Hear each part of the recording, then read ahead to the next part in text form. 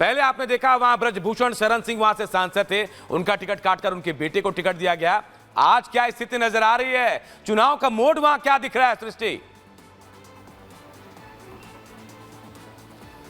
बिल्कुल अनूप, जैसा आपने कहा कि आज तमाम ऐसे दिग्गज हैं, तमाम ऐसी हॉट सीट्स हैं जिन प्रत्याशियों के नामों का सीधे तौर पर ऐलान किया गया और उसके बाद माना जा रहा है कि उनकी किस्मत का जो फैसला है वो यहाँ पर होता हुआ दिखाई देगा। ये इस वक्त की बड़ी खबर। आपको बता दें कि ब्रजभूषण सिंह के आवास के बाहर इस समय हम मौजूद हैं और उनसे हम बातचीत करने की भी कोशिश करेंगे जब वो यहाँ से निकलेंगे कि आखिरकार किस तरीके से, क्योंकि आपने देखा है कि ये सिलसिला लंबा चला है और सबसे बड़ी बात कि पत्ते बीजेपी ने अपने खोले नहीं थे लंबे समय तक। हम कोशिश कर रहे हैं थोड़ा सा अंदर जाने की कि हम बातचीत भी कर पाएं और आपको जो शुरुआती तस्वीरें हैं वो भी दिखा पाएं, क्योंकि यहाँ से आवास के ठीक बगल में ही जो बूथ है बिश्नोहरपुर गांव में इस वक्त हम मौजूद हैं और वहीं पर ब्रजभूषण शरण सिंह और उनका पूरा परिवार जो है वो मतदान वहीं पर करने वाले हैं।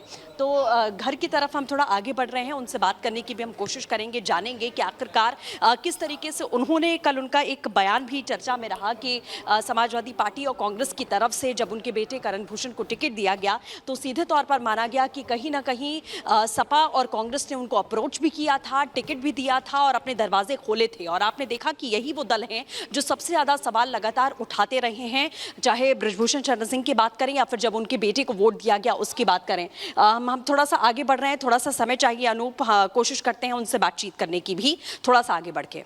जी बिल्कुल। और देखिए ये तमाम रिपोर्टर्स हमारे ग्राउंड जीरो पर मौजूद हैं और एक एक रिपोर्ट, एक एक जानकारी बता रही, क्योंकि मतदान सुबह 7 बजे से शुरू होगा और शाम 6 बजे तक चलना है। हमारी और सहयोगी मीनाक्षी भी जुड़ी हुई है। गायत्री, बिल्कुल मीनाक्षी के पास चलते हैं। मीनाक्षी, यहाँ पर अगर हम बात करें केंद्रीय मंत्री पीयूष गोयल जो एक बार फिर से चुनावी मैदान में है, इसके अलावा श्रीकांत शिंदे भी चुनाव लड़ रहे हैं। क्या वहां पर इस वक्त तैयारी आप देख पा रही हैं और क्या समीकरण वहां पर दिखाई देते हैं? देखिए, महाराष्ट्र की कुल 13 सीटें हैं गायत्री और अनूप, जिस पर आज आखिरी चरण है यहाँ महाराष्ट्र के लिए, जिस पर मतदान होने वाले हैं। क्योंकि कुल 5 चरणों में जब से चुनाव शुरू हुए थे उस दिन से लेकर के आज तक ये 5 चरण पूरे हो चुके हैं और 5वें चरण के साथ ही महाराष्ट्र का ये आखिरी चरण होने वाला है।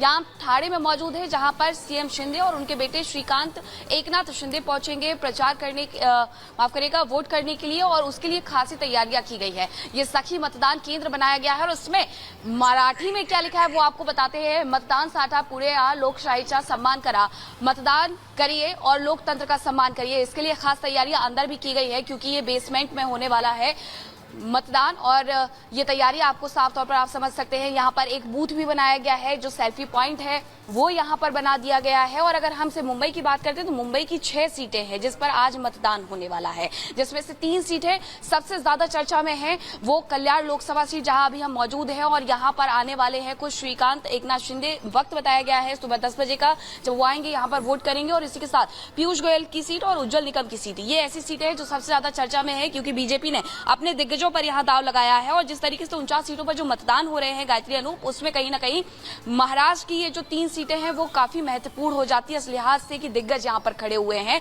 और उनका चुनावी परिणाम क्या होता है। अगर हम सिर्फ कल्याण लोकसभा क्षेत्र की बात करते हैं, ठाणे उसी के अंतर्गत आता है, तो यहाँ पर माना यह जा रहा है कि जिस तरीके से महाराष्ट्र में समीकरण बदले हैं, उसके बाद उद्धव गुट की शिवसेना ने वैशाली राणे को टिकट दिया था। वैशाली राणे चुनावी मैदान में है और कहा जा रहा है कि कड़ी टक्कर दे रही है, लेकिन श्रीकांत एकनाथ शिंदे लगातार ये कह रहे हैं कि वो यहाँ से एक बार फिर से एक बड़े अंतर से, बड़े मार्जिन से। बिल्कुल मीनाक्षी, आपके पास लौटेंगे, सृष्टि आपके पास भी और राघवेंद्र आपके पास भी। जब मतदान की प्रक्रिया शुरू होगी तो तमाम बातें भी आपसे जानेंगे, लेकिन देखिए 5वां चरण है। 8 राज्यों और केंद्र शासित राज्यों को 49 सीटों पर वोटिंग है। 695 उम्मीदवार मैदान में है और कई सियासी दिग्गजों की किस्मत आज ईवीएम में कैद हो जाएगी। इससे जुड़ी एक रिपोर्ट आप सबको दिखाते हैं।